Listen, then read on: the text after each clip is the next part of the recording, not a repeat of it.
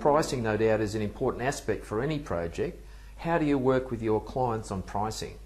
When you're doing the space planning and the block planning for people, you we also give them a budget. So at day one, when they're looking at spaces, they can say, okay, you know, we've been allocated $800 a square metre, and we can do it for $800 a square metre. We'll give them a price so that they know they're not going to exceed it. Again, from a design point of view, it's no point designing a Rolls Royce if they can only afford a Holden. And you've got to work very, very carefully. When we do the pricing at day one, we stick to that. So if we get it down, if the client comes and says, look, we want to spend around about $1,000.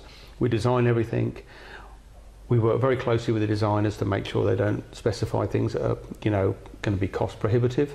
Then we make sure that we get the price around about the client's expectations, basically. Then once we've got that, it doesn't change.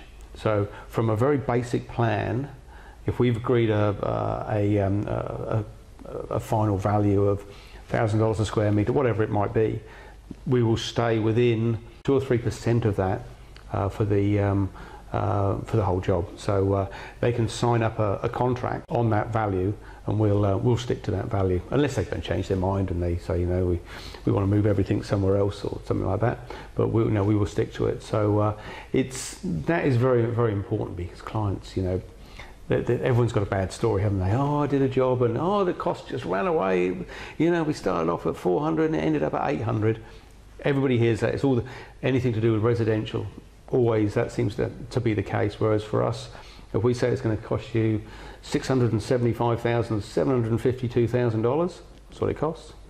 And I think it's very important. If invariably, that money's been allocated, and there's no extra funds.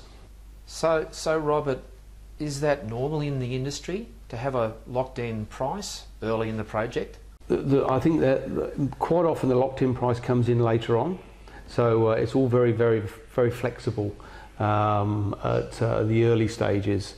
But we tend to lock our prices in a lot earlier, because I suppose in a way, when you're doing design, prices can go up. The client can come in and say, look, I don't like that chair, I like this chair, and that's 3 times the cost of that chair.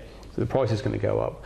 But we're there to advise them and say, well, look, if you go with that chair, your price will go up. Whereas a lot of design companies, they're just looking from a design only, and they go, well, the client wants that, so that's what we'll supply. And it's not until all the design's been finished, all of the final details, the drawings, everything's been done, that a final price is actually arrived at. And by that time, the client throws their hands up in the air and goes, well, that's 300,000 over our budget. What do we do? What are we going to save? And then your relationship all breaks down, because they felt like they've been hard done by and not been given the right information. Whereas for us, we'd much rather do that to start with and say that's going to be the cost.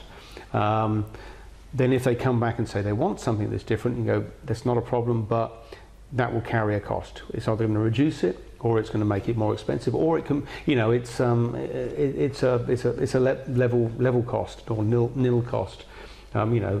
You're building petitions, and they want to have, you've got 10 offices. Well, if the 10 offices are there or the 10 offices are there, there's very little difference in cost. But if you want to change a finish, you want to go from laminate to veneer, it's going to be more expensive. So it's I think it's being very upfront with pricing to start with, because at the end of the day, the pricing is the most important thing. I think it probably is one of the, design is fabulous, but if people are not getting it for the right price, they'll just go off somewhere else. And you've got to have value for money.